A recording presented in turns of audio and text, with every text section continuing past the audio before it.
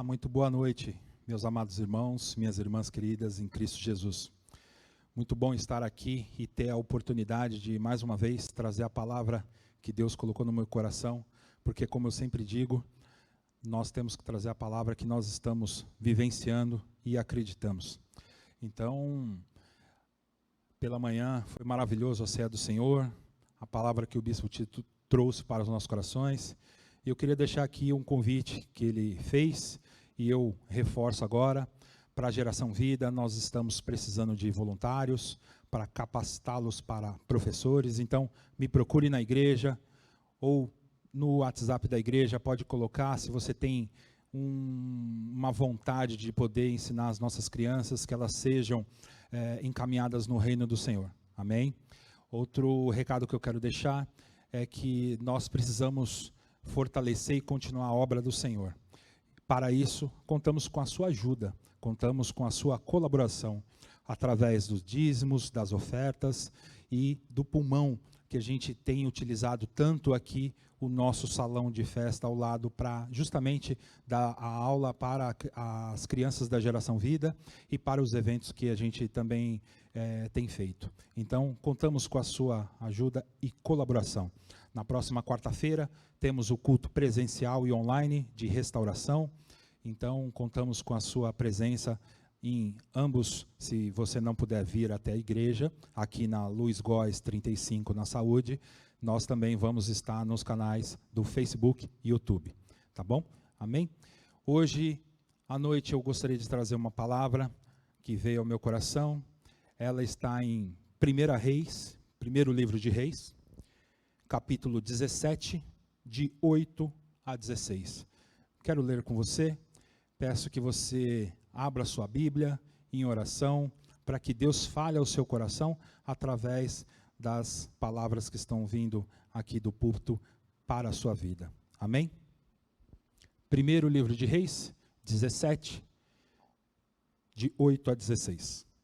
Então a palavra do Senhor veio a Elias. Vá imediatamente para a cidade de Sarepta de Sidom e fique por lá. Ordenei a uma viúva daquele lugar que lhe forneça comida. E ele foi. Quando chegou à porta da cidade, encontrou uma viúva que estava colhendo gravetos. Ele a chamou e perguntou: pode me trazer um pouco d'água numa jarra para eu beber? Enquanto ela ia buscar água, ele gritou: por favor, traga também um pedaço de pão. Mas ela respondeu: juro pelo nome do Senhor, o teu Deus, que não tenho nenhum pedaço de pão, só um punhado de farinha num jarro e um pouco de azeite numa botija. Estou colhendo uns 2 gravetos para levar para casa e preparar uma refeição para mim e para o meu filho, para que comamos e depois morramos. Elias, porém, lhe disse: não tenha medo, vá para casa e faça o que eu disse. Mas primeiro, faça um pequeno bolo com o que você tem e traga para mim. E depois, faça algo para você e para o seu filho.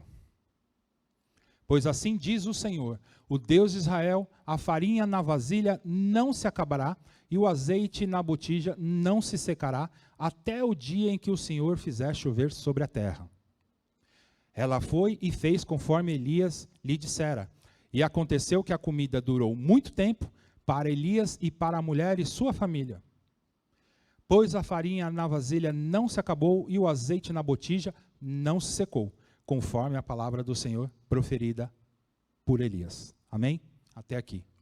Senhor, que o Senhor possa fazer que essa palavra chegue aos corações dos nossos irmãos, que essa noite, Senhor, eles reflitam sobre tudo o que tem acontecido em nossas vidas e que o Senhor mostre a cada um deles que o Senhor está conosco em todos os dias da nossa vida. O tema da mensagem hoje é: faça o possível, deixando o impossível para Deus. Faça o possível, deixando o impossível para Deus. Amém?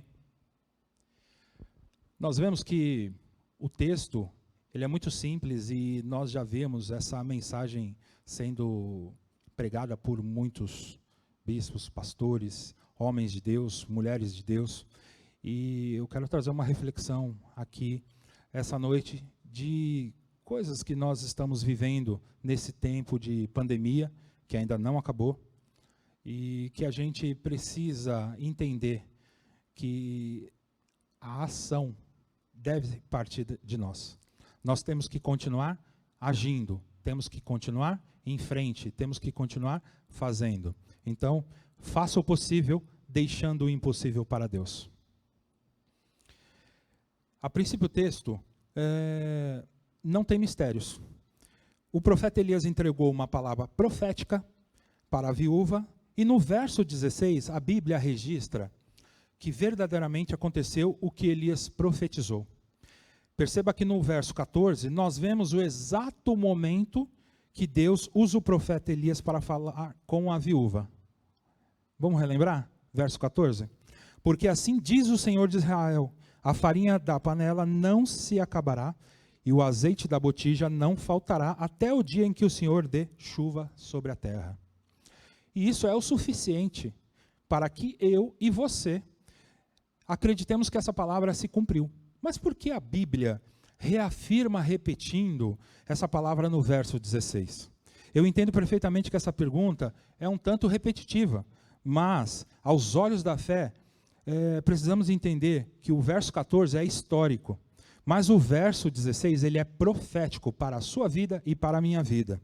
Ou seja, o verso 14 se faz necessário para explicar a história, mas o verso 16 parece que está sobrando, e não precisamos do verso 16 para entender a história que o texto está narrando. E é por isso que o verso 16 se torna profético para as nossas vidas. Pois se não foi escrito para que os desejam pesquisar e entender e aprender sobre a história de Elias e a viúva, eu entendo pela fé que foi escrito e registrado por causa de mim e de você. O verso 16 é uma forma de Deus dizer para você que a palavra dele não cai por terra. É uma forma de Deus confirmar e renovar as nossas promessas nele, que ele tem para as nossas vidas, e para que você se lembre que Deus não falha, e da mesma forma que ele multiplicou o azeite da viúva, também o fará na sua vida.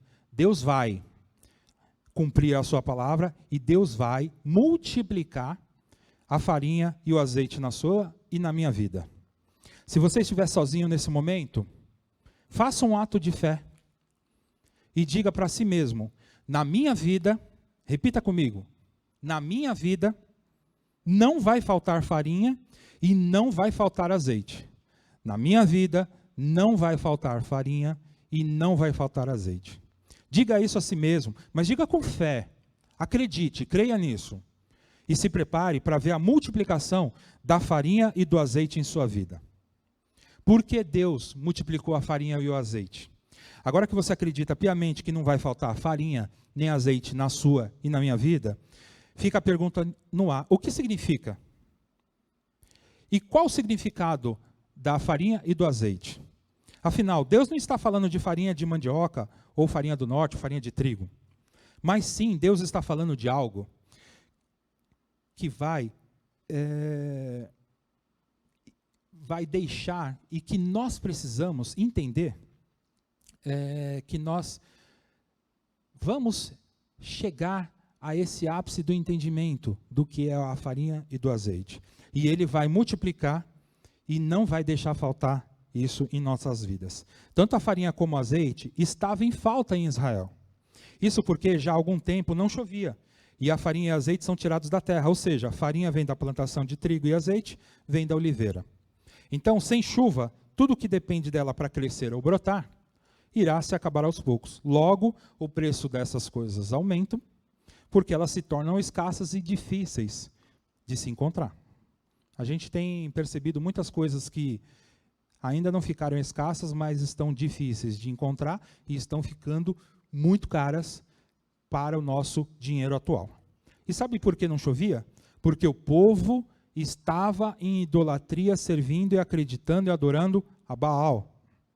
E o profeta Elias, conhecendo a palavra de Deus, ordenou que não chovesse, sabendo que Deus iria honrá-lo, uma vez que diz em sua palavra, lá em Deuteronômio.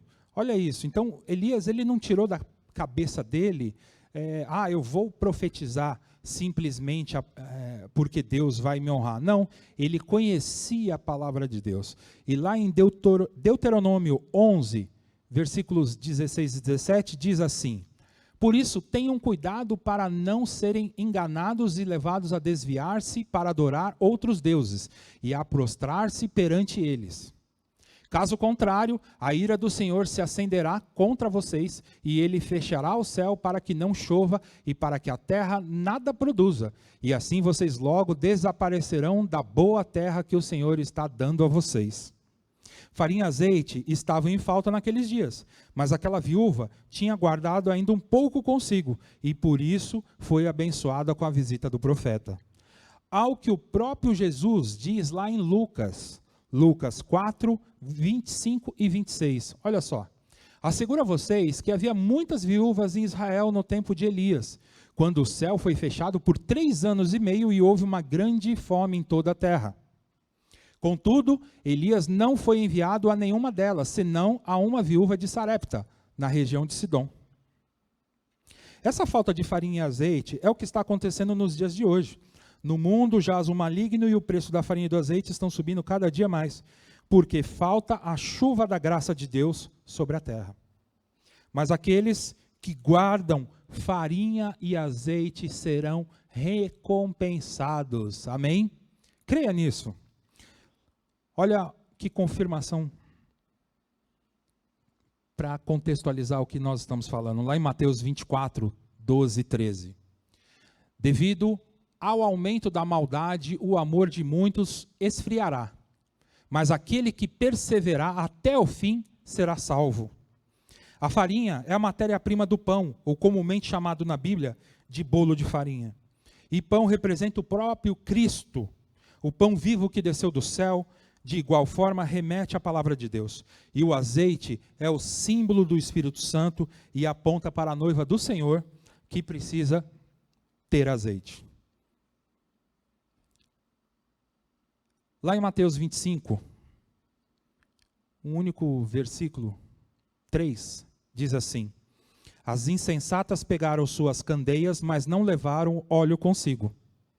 Se você ainda tem azeite e farinha, guarde e preserve. Ao mesmo tempo, não se desespere por ter apenas um pouco, pois Deus há de enviar providência, assim como enviou Elias. Aquela viúva também enviará providência na sua e na minha vida, e não deixará o azeite acabar e nem a farinha faltar. Amém? Vamos relembrar essa palavra profética lá no primeiro livro de Reis, 17, no versículo 16, que é o que a gente tem comentado aqui. Pois a farinha na vasilha não se acabou, e o azeite na botija não se secou, conforme a palavra proferida do Senhor por Elias. E o que levou o povo à idolatria? Essa história aconteceu no reinado de Acabe. E o nome Acabe significa irmão do pai. Esse foi o 7º rei do lado norte. Nessa época, Israel estava dividido em 2 reinos, o norte e o sul. No sul havia apenas 2 tribos, a de Benjamim e Judá, enquanto o reino norte ficou com as 10 tribos. Essa divisão aconteceu após o reinado de Salomão, filho de Davi. Salomão teve um filho por nome Roboão, que significa ele aumenta o povo, que logo assumiu o trono como deve ser na monarquia. Então Roboão começou a reinar, porém tomou a triste decisão de oprimir o povo ainda mais, aumentando os impostos. Ele achava que aumentando os impostos ele ia conseguir mais coisas para o reino.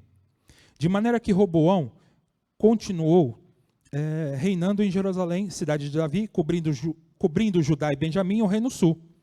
Essa opressão gerou uma revolta e rebelião que dividiu o reino. O reino norte ficou Jeroboão, que foi levantado pelas 10 tribos. Quando Elias profetizou no reino norte que não iria chover, segundo estudiosos, em Judá e Benjamim tinha chuva à vontade. Engraçado? Será que é coincidência? Mas, em Israel, no Reino Norte, não caía uma gota de água, assim como a gente citou o versículo, por 3 anos e meio. Mas antes disso, o rei Acabe fez aliança com os fenícios, casando-se com a princesa Jezabel, cujo significado de nome é Baal exalta. Jezabel era também sacerdotisa de Baal e Azira, deuses pagãos dos fenícios. E quando ela se casa com o rei Acabe, vem morar com ele em Israel, mas traz consigo os seus deuses. Acabe cometeu um grande erro ao se casar com alguém de fora de Israel, o que denota julgo desigual. Tratava-se de uma aliança política. Então, pela política, ele se casou com uma pessoa que não era de Israel. Porém, mais grave ainda foi aceitar aos deuses de Jezabel. Conforme a história, a rainha levantou imagens de Baal e Azera na porta da entrada de Israel. As esculturas estavam de mãos dadas, de maneira que todos que entrassem em Israel passariam por baixo das mãos das estátuas, sendo abençoada por eles. Hoje, nós cristãos estamos se acostumando com tantas coisas acontecendo ao nosso derredor, e a gente está achando isso natural. Natural de se acontecer, natural de aceitar, e aí a gente, quando toma conta do que está acontecendo, você já está todo no meio daquela confusão que foi armada. Tanto Jezabel quanto o rei Acabe apregoavam que Baal é o Deus da prosperidade e sua principal função é enviar chuva sobre a terra e prover o pão de cada dia. E quanto a Azira, esposa de Baal, era a deusa da fertilidade, responsável por fazer a terra fértil e abrir a madre das mulheres. Israel já vinha cometendo pecado de idolatria há muitos anos. Porém, durante o reinado de Acabe, foi quando se agravou por demais. Pois o nome do nosso Deus deixou de ser anunciado em quase toda a nação. O fato da palavra Baal ter por significado Senhor trouxe também muita confusão espiritual no meio do povo. Toma cuidado com quem você anda chamando de Senhor. Toma cuidado com o que você anda profetizando na vida de outras pessoas, ou até mesmo recebendo de outras pessoas em troca de uma prosperidade falsa, em troca de uma prosperidade rasa. Toma cuidado com isso. Jezabel trouxe consigo os profetas de Baal e os profetas de Azira. Todos eles vieram da Fenícia. Eles não são de Israel, como alguns pensam. E por ter já mais de 800 profetas, Jezabel julga desnecessário, olha isso, os demais profetas do Senhor em Israel. E por isso, ela manda matar todos os profetas do Senhor, Deus Jeová. Lá em 1º livro de Reis 18, versículo 4, tem essa afirmação. Enquanto Jezabel estava eliminando os profetas do Senhor, Obadias reuniu 100 profetas e os escondeu em 2 cavernas, 50 em cada uma, e lhes forneceu comida e água.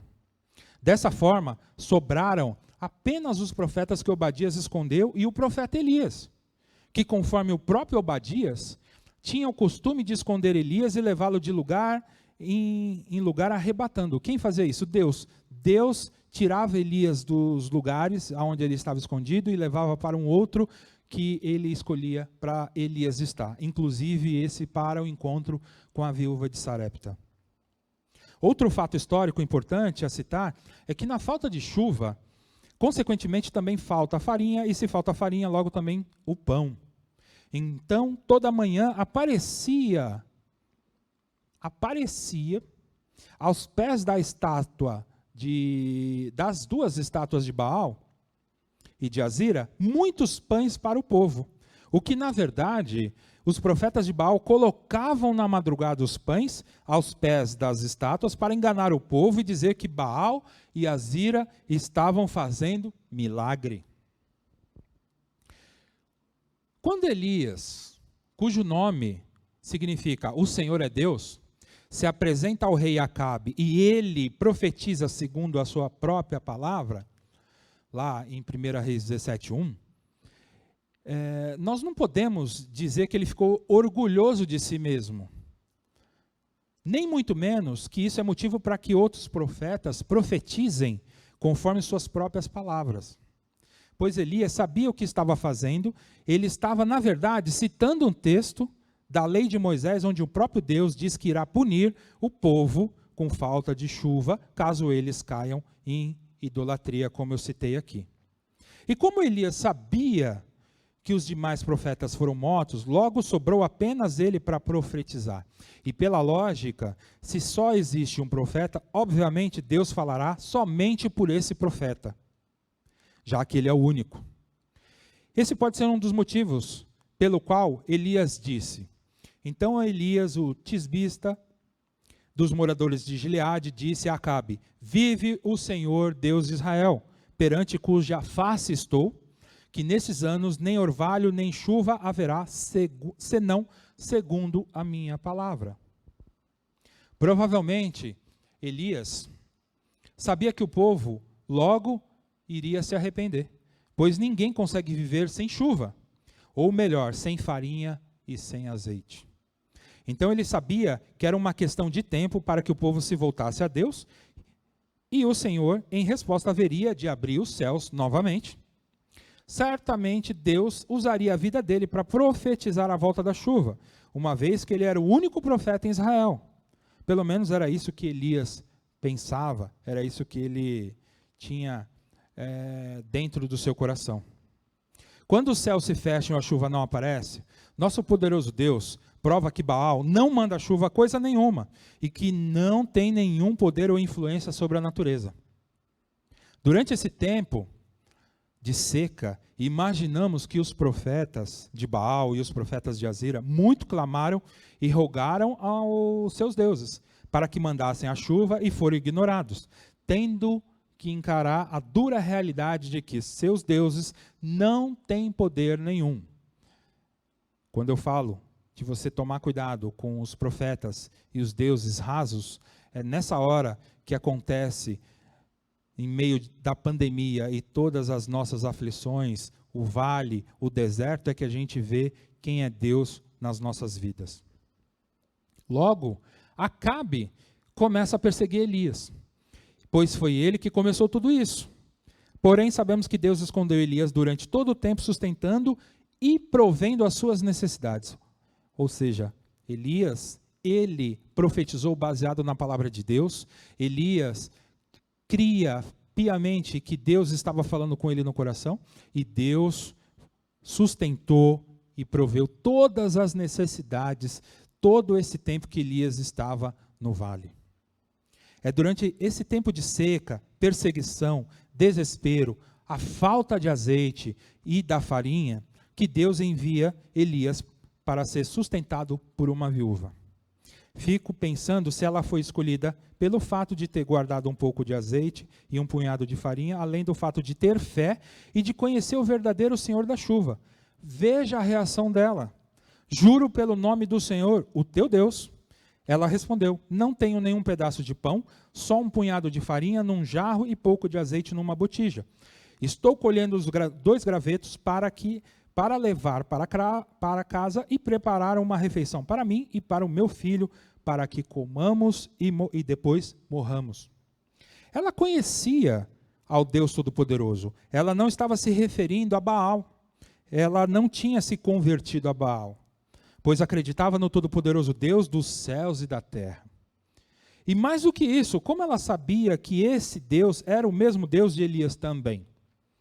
Provavelmente, as roupas, a postura de Elias falaram por si.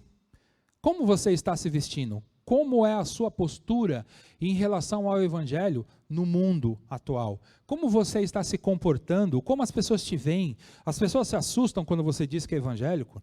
As pessoas imaginam que você é evangélico?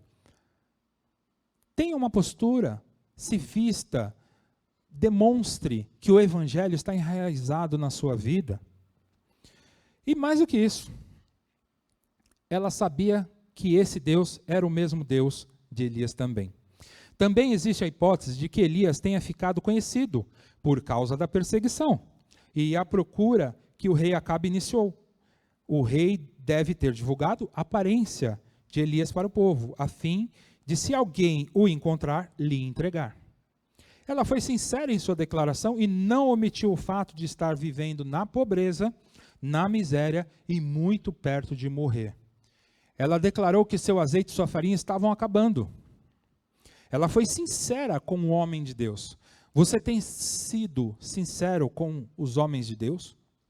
Com o seu pastor? Quantos crentes hoje em dia não admitem que o azeite e a farinha estão em suas vidas estão acabando? Quantos preferem fingir que tem azeite e farinha ao invés de declarar ao Senhor que estão em falta? Ela acreditou na palavra do profeta, por saber que era homem de Deus e pela fé sobreviveu à seca. Quanto tempo você não fala com o seu pastor, com o bispo da igreja, sobre a sua vida? Você já fez algum gabinete pastoral com eles? Você já colocou a sua vida nas mãos de Deus, junto com os profetas do Senhor? O que você tem feito?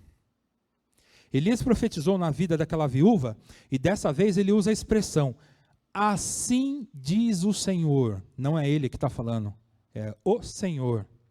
Afinal, em nenhum lugar na lei de Moisés fala que você pode profetizar conforme sua palavra para tudo.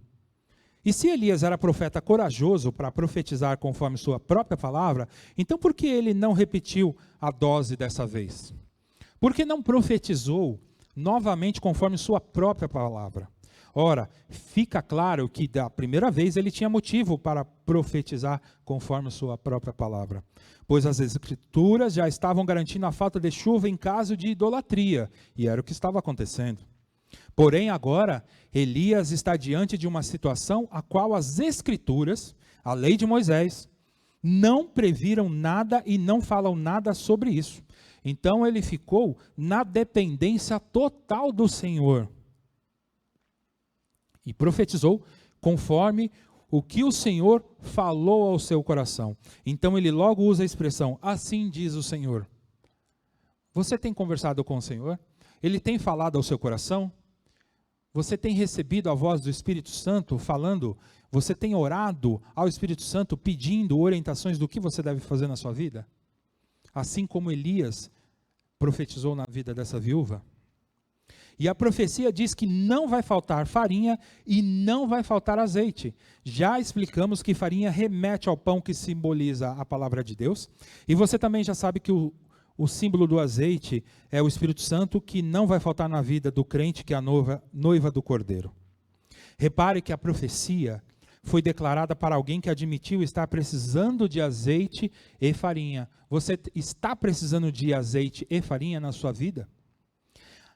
A profecia foi direta na vida de alguém que não pensou duas vezes para compartilhar com Elias, que remete a Deus, o pouco de azeite e farinha que tinha. Em outras palavras, a profecia dizia que ela tinha que preparar um bolo para alguém totalmente desconhecido, alguém que não era seu parente, e que ela tinha acabado de conhecer, com a única garantia que iria ser multiplicado. Mas o milagre só acontece se ela o fizer primeiro para Deus. Você tem feito algo na sua vida, ou tem tomado as decisões primeiro para Deus? A viúva, ela teria que esquecer de si mesma, esquecer do seu filho, e se colocar em segundo plano, deixando o primeiro lugar para Elias, dando preferência ao servo do Senhor e obedecendo a palavra de Deus. É como se você tivesse apenas R$100 para passar o mês inteiro, sabendo que não conseguiria sobreviver com apenas R$100 e conformado com a situação, que você está pronto para o pior, que é a morte, assim como a viúva declarou. Mas então vem a palavra do Senhor e diz para você, que você separe desse dinheiro uma parte para ele, com a promessa de que haverá uma multiplicação. Você faria isso? Deixaria de se alimentar, comprar os alimentos para sua casa, seu filho, família, e daria uma parte para Deus? Muitas pessoas ensinam esse texto de forma errada. Eles dizem que você deve dar tudo para Deus, como a viúva fez. Mas pela exegese do texto, não foi isso que aconteceu. A viúva iria fazer um bolo para ela e para o seu filho. Ou seja, 2 pedaços do pão. Ou um pão que dê para dividir entre ela e o filho. Mas o profeta diz: faz primeiro para mim. Ou seja, você terá que dividir esse mesmo pão que você dividiria com o seu filho e você vai ter que dividir em 3 pedaços. O primeiro para Elias, no caso Deus, e depois para você e o seu filho. Você tem feito isso? Então aprendam, isso é uma parte ao Senhor e não tudo para o Senhor. Afinal, Deus em sua palavra não nos pede nada além do dízimo. E as ofertas são dos corações que se movem voluntariamente, pois Deus trabalha com o que temos. E se não temos nada, o que acontece? A viúva foi orientada a dividir o bolo para 3 pessoas, sendo que já era pequeno para 2. E no outro dia tinha mais farinha na panela e mais azeite na botija. Ou você pensou que multiplicou na mesma hora e eles encheram a barriga de azeite e farinha até se estufarem? Deus pode fazer isso, mas pelo texto não foi o que aconteceu. A multiplicação foi diária. Deus os alimentou todo dia com a porção certa de azeite e de farinha até o dia que a chuva voltou. Não se esqueça que a palavra pediu para ela fazer algo que na ótica de economistas e matemáticos era loucura. Ela correu o risco de morrer mais rápido junto com seu filho, mas acreditou e fez o que era possível, deixando o impossível para Deus. Você crê nisso? Você entende que você tem algo a fazer? Você entende que você tem algo que você, aí da sua casa, pode orar, ajoelhar, agir, profetizar, receber o Espírito Santo no seu coração? Você entende que Deus vai fazer o impossível a partir do momento que você faça o possível? Mas você precisa fazer, você precisa crer, você precisa acreditar que Ele o fará. Comece a plantar agora, comece a plantar, comece a agir, faça o possível. A gente tem visto que para muitas coisas nós temos motivação e para outras nos falta motivação. Então faça e deixe o impossível para Deus. Porque nós precisamos fazer esse possível, nós precisamos acreditar, assim como a viúva, ela o fez. Ela não deu tudo para Elias, mas ela deu a primeira parte para Elias. Ela creu nas palavras e nas profecias. E grandes milagres vieram acontecendo no dia a dia, e depois numa outra história que mostra o que Elias fez com o filho dela. Então, creia que Deus fará o impossível na sua vida e na minha vida. Vamos orar?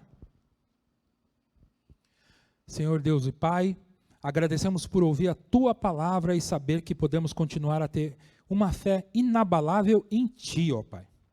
Pois Tu és o mesmo Deus de ontem, hoje e continuará sendo para todo sempre. Sabemos que estamos vivendo dias muito difíceis, mas somente em Ti poderemos vencê-los e superar a cada dia uma nova vida. Senhor, faça-nos melhor e que possamos compreender e ajudar os mais necessitados, ser um exemplo na propagação do Evangelho de Jesus Cristo, nosso Senhor. Assim como diz na oração do Pai Nosso, não nos deixes cair em tentação, mas livra-nos do mal, porque Teu é o reino, o poder e a glória para sempre. Amém.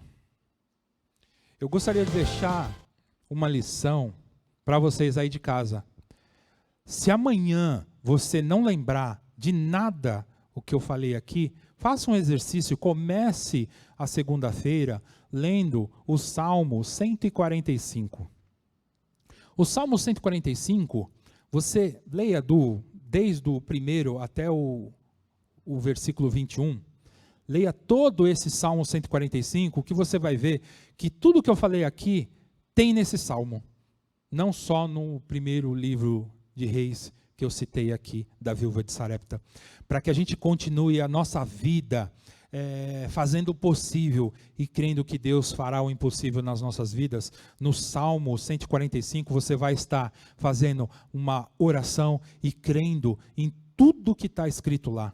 Faça isso. Eu não vou falar aqui agora, mas fica aí o exercício para que nós possamos começar a segunda-feira lendo esse lindo salmo, que é uma oração, que é uma verdade e que fará a diferença nas nossas vidas. Depois você me conta, tá?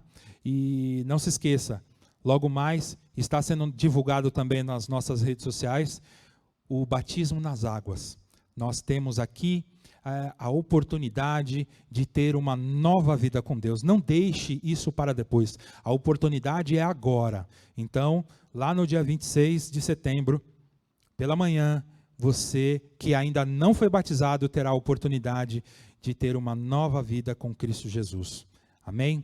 Então, ficamos aqui. Quarta-feira tem mais, tanto aqui no culto presencial como no online. A gente vai estar nas redes sociais. Amém? Até mais. Obrigado.